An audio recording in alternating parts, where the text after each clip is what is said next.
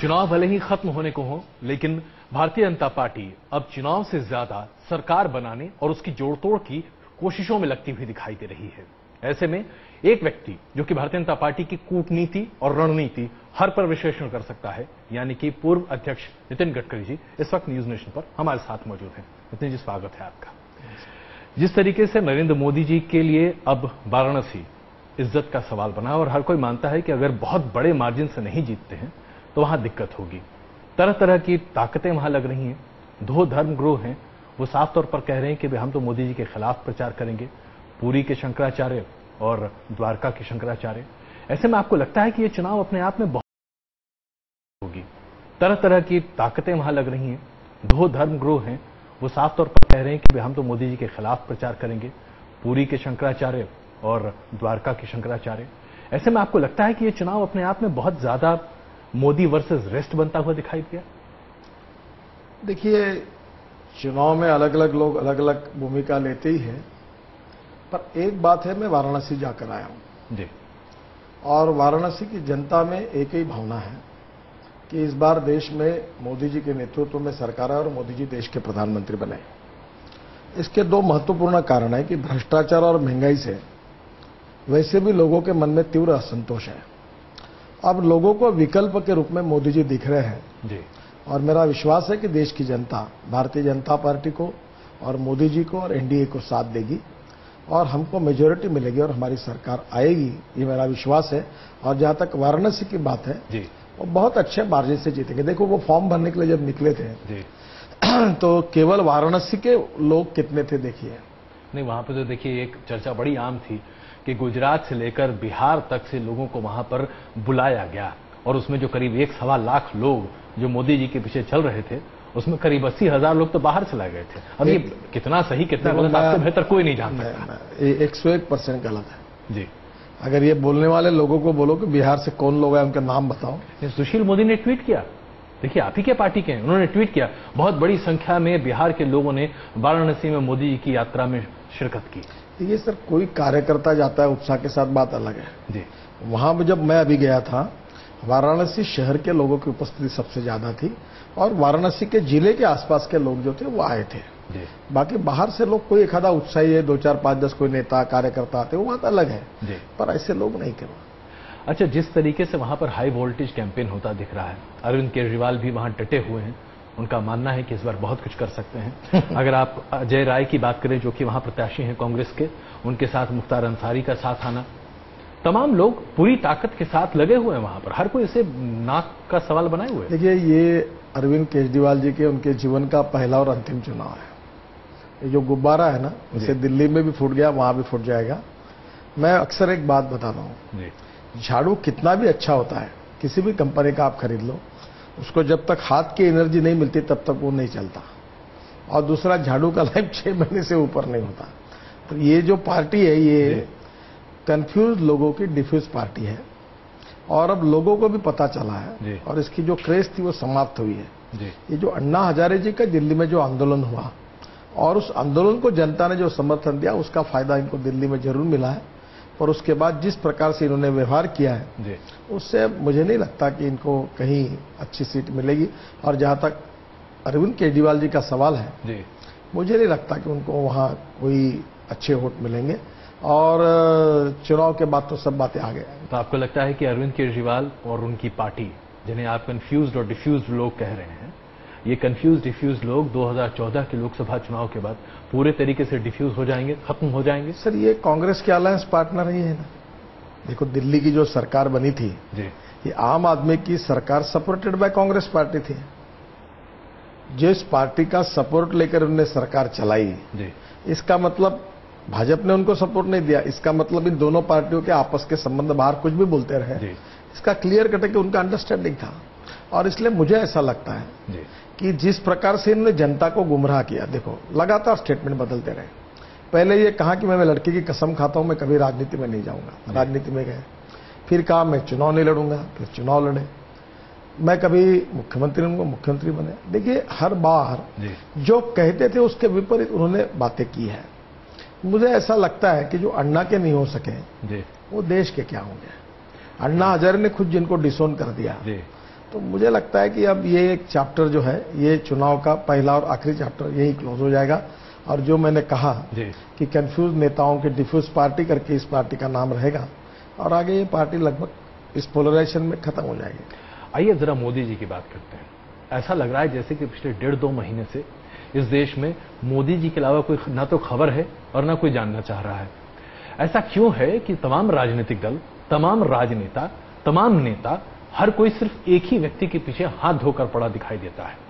आप राहुल गांधी की बात कर लीजिए, प्रियंका गांधी की बात कर लीजिए, सोनिया गांधी की बात कर लीजिए, ममता बनर्जी की बात कर लीजिए, जयललिता की बात कर लीजिए, नाम अनगिनत होते दिखाई देते हैं। मुलायम सिंह यादव की बात कर लीजिए, अखिलेश यादव की बात कर लीजिए, नीतीश कुमार की बात कर लीजिए, लालू प्रसाद यादव की बात कर लीजिए। ऐसा क्यों है कि हर किसी को सिर्फ मोदी जी ही सबसे बड़े थ्रेट दिखाई देते हैं? आप एक बात याद रखिए, जिस पेड़ को फल लगते हैं उसी पे लोग पत्थर मारते हैं। मोदी ताकतवान है इसलिए ये पत्थर मार रहे हैं। अगर मोदी ताकतवान नहीं होते तो उसका कॉग्निजेंस नहीं लेते। और दूसरी बात यह है कि वोट बैंक की राजनीति है जी। क्या है कि मोदी जी न मुसलमानों के विरोध में, न भारतीय जनता पार्टी मुसलमानों के विरोध में है। हम लोग जात, पंथ, धर्म, भाषा के आधार पर कोई राजनीति नहीं करना चाहते जी। हमारी मान्यता यह है कि कोई भी व्यक्ति उसके जात से बड़ा नहीं होता, धर्म से बड़ा नहीं होता, उसके गुणों से बड़ा होता है। और मैं आपको एक बात बताना चाहता हूं, मोदी जी ने भी कही है जी कि मैं चुनाव में हारना पसंद करूंगा पर मैं धर्म की राजनीति नहीं करूंगा। हमारी 9 राज्यों में सरकारें थी, अभी गुजरात में सरकार है। हमने कोई अल्पसंख्यक समाज पर अन्याय करने वाला निर्णय नहीं किया है। एक बात जरूर है, हम आतंकवादियों के खिलाफ है, आतंकवादी संगठनों के खिलाफ है, पर मुसलमानों के खिलाफ नहीं है। जानबूझकर कांग्रेस पार्टी चुनाव को कम्युनलाइज करना चाहती है और वोट बैंक के राजनीति के लिए हिंदू और मुसलमानों को डिवाइड करना चाहती है।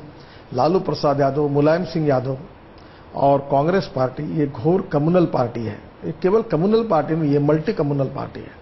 मतलब आप कम्युनल पार्टी होने का आरोप इन पर लगा रहे हैं, जो कि दरअसल अपने आप को धर्मनिरपेक्ष हमेशा मानते रहे। क्या धर्मनिरपेक्ष है?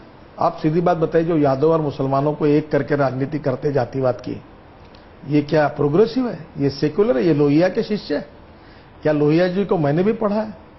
आज शरद यादव जी ने कहा जी कि नीतीश कुमार जी और मुलायम सिंह यादव जी इन्होंने जात की राजनीति करके सत्यानाश किया करके जी। तो लोहिया जी ने कभी नहीं कहा। लोहिया जी ऐसे विचार करने वाले थे कि वह जात पात को नहीं मानते थे। इधर लोहिया के लोग कहते हैं और उधर यादव और मुसलमानों को इकट्ठा करते, लालू प्रसाद यादव और मुलायम सिंह यादव। तो फिर ऐसा क्यों है कि मुजफ्फरनगर के दंगों को लेकर लोग कहते हैं कि उसका सबसे ज्यादा फायदा अगर उत्तर प्रदेश में किसी को हुआ है तो भारतीय जनता पार्टी को हुआ है? देखो, मैं आपको एक बात पूछना चाहता हूं। उत्तर प्रदेश, गुजरात से ज्यादा दंगे उत्तर प्रदेश में हुए, गुजरात से ज्यादा दंगे महाराष्ट्र में हुए, गुजरात से ज्यादा इनकाउंटर उत्तर प्रदेश में हुए, गुजरात से ज्यादा इनकाउंटर महाराष्ट्र में हुए। फिर आप महाराष्ट्र और उत्तर प्रदेश के मुख्यमंत्री को टारगेट क्यों नहीं करते हैं? नरेंद्र मोदी को टारगेट क्यों करते हैं? इसका कारण यह है कि ये जो शेडो सेकुलरिस्ट है और जो वोट बैंक की राजनीति करना चाहते हैं, वो मुसलमानों के मन में डर पैदा करना चाहते हैं। देखिए, कांग्रेस पार्टी का, मुलायम सिंह जी का, लालू प्रसाद जी का सबसे बड़ा कैपिटल क्या है? डर क्या है? डर, फियर। ये शब्द इनकी सबसे बड़ी ताकत है। और डर मुस्लिम समाज के मन में निर्माण करके उनको, जैसे वो शोले पिक्चर था ना जी, ये बेटा सो जा नहीं तो गब्बर सिंह आएगा उस टाइप। मैं ये पूछने वाला था आपसे। अब तो ऐसा लगता है, प्रतीत होता दिखाई देता है कि तमाम राजनेता अपने घर में बच्चों को कहते होंगे सो जा वरना नरेंद्र मोदी आ जाएगा। देखो, नरेंद्र मोदी ने क्या किया है डरने लायक? क्या मुझे बताइए, गुजरात से ज्यादा दंगे उत्तर प्रदेश में हुए, गुजरात से ज्यादा दंगे महाराष्ट्र में हुए, ज्यादा इनकाउंटर महाराष्ट्र उत्तर प्रदेश में हुए, तो क्यों नहीं ऐसा होता? अच्छा, इसके साथ साथ एक सवाल मैं आपसे और भी पूछना चाहता हूं। ऐसा क्यों हुआ है कि मोदी जी पर सांप्रदायिकता का ये ठप्पा, आरएसएस के प्रचारक होने का ठप्पा, हिंदुत्व के कर्णधार होने का एक मुहर, ये क्यों लगा दिया गया?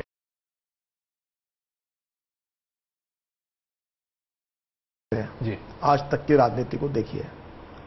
गरीबी है कि हटाओ का नारा पंडित जवाहरलाल नेहरू जी ने दिया, इंदिरा गांधी ने दिया, राजीव गांधी ने दिया, सोनिया गांधी ने दिया, अब राहुल गांधी दे रहा है। गरीबी नहीं हटी। कांग्रेस का गरीबों के साथ गरीबों का जेब काटने का काम कर रहा है। आज गांव गरीब मजदूर किसान दुखी है जी। अब इनको किया हुआ काम तो बताने लायक कुछ नहीं है। अब जीत कर कैसे आएंगे? और इसलिए हिंदू और मुसलमानों को डिवाइड करके और मुसलमानों के मन में डर पैदा करके उनके वोट बैंक में वोट लेकर कांग्रेस पार्टी चुनाव जीतना चाहती है और चुनाव जीतने के लिए जातिवाद और सांप्रदायिकता का जहर घोल रही है।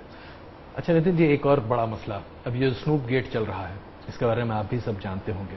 गुजरात की सरकार ने इस पर जांच के आयोग की बात की, जांच चल भी रही है। केंद्र सरकार ने उसके बाद अपनी पहल पर खुद भी जांच करने की बात आगे कही है।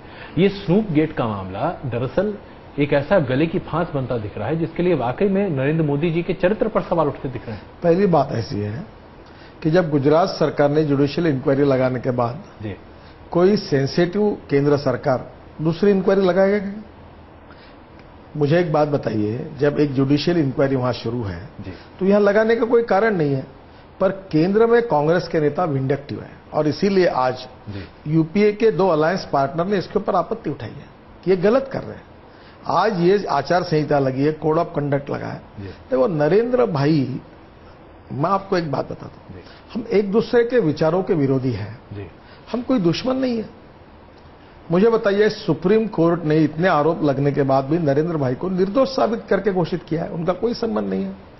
आज झूठे आरोप लगाकर सीबीआई की फाइल दिखा दिखाकर यूपीए की सरकार चली, चाहे लालू प्रसाद जी हो, चाहे मुलायम सिंह जी हो, चाहे मायावती जी हो, चाहे शिबू सोरेन हो, सबको सीबीआई का डर दिखाकर ये सरकार चली है।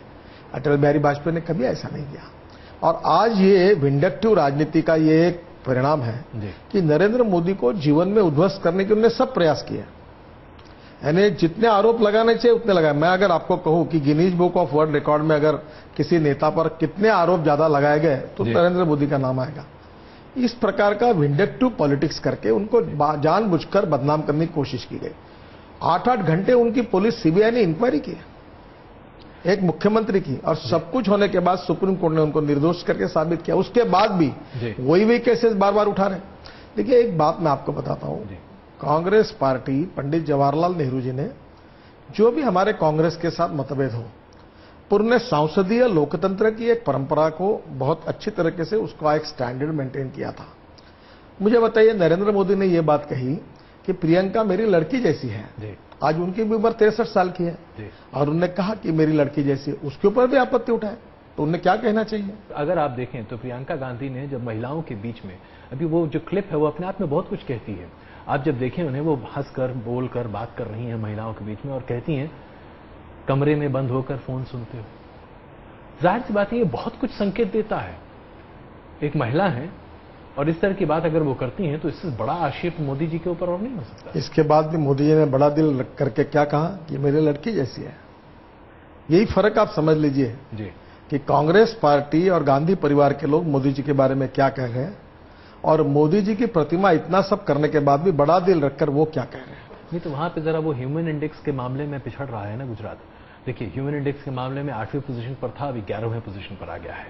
वहां पर न्यूट्रिशन, जो चाइल्ड न्यूट्रिशन की बात आती है, उसमें 18वें पोजीशन पर था, 22वें स्थान पर आ गया है। तो ये सब मामले हैं जहां पर गुजरात में स्थिति खराब हुई है। देखिए मैं आपको एक बात बताता हूँ, कुछ पैरामीटर्स में कम ज्यादा हो सकता है। हाँ बिल्कुल, पर बाय एंड लार्ज गुजरात का सकल उत्पन्न, GDP, per capita income, agriculture growth rate, जो मेन पैरामीटर्स हैं, आप देखिए देश की तुलना करिए और गुजरात की तुलना करिए। देखिए उसके आपके विरोधी कहते हैं भाई गुजरात तो पहले ही से विकसित था और ऐसे में एक विकसित राज्य को बहुत ज्यादा विकास दिया तो क्या दिया? ऐसा नहीं था। का एग्जाम्पल देते हैं, महाराष्ट्र पहले नंबर पर था, महाराष्ट्र पहले नंबर पर था जी, पर कांग्रेस और राष्ट्रवादी कांग्रेस की कृपा से महाराष्ट्र 7वें नंबर पर गया और नरेंद्र मोदी के नेतृत्व में, भारतीय जनता पार्टी के नेतृत्व में गुजरात पहले नंबर पर गया।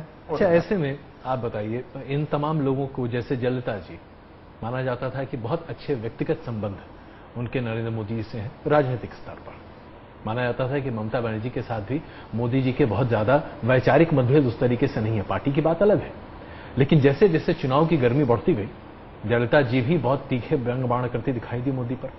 ममता जी तो लगातार बढ़ रही हैं और उनकी पार्टी के लोग तो न जाने क्या क्या शब्दों का इस्तेमाल कर रहे हैं मोदी जी। देखिए प्रॉब्लम ऐसा है कि बंगाल में अचानक बीजेपी का ग्राफ काफी ऊपर बढ़ा है और उसका नुकसान उनके पार्टी को हो रहा है। अब उनको अगर वो वोटों को अपने तरफ खींचना है तो मोदी जी पर अटैक करना पड़ेगा। इसके पीछे राजनीति है। देखिए आप समझ लीजिए, आज मोदी जी का नाम क्यों ले रहे सब, जो बार बार मैं आपको कह रहा हूं कि इसके कारण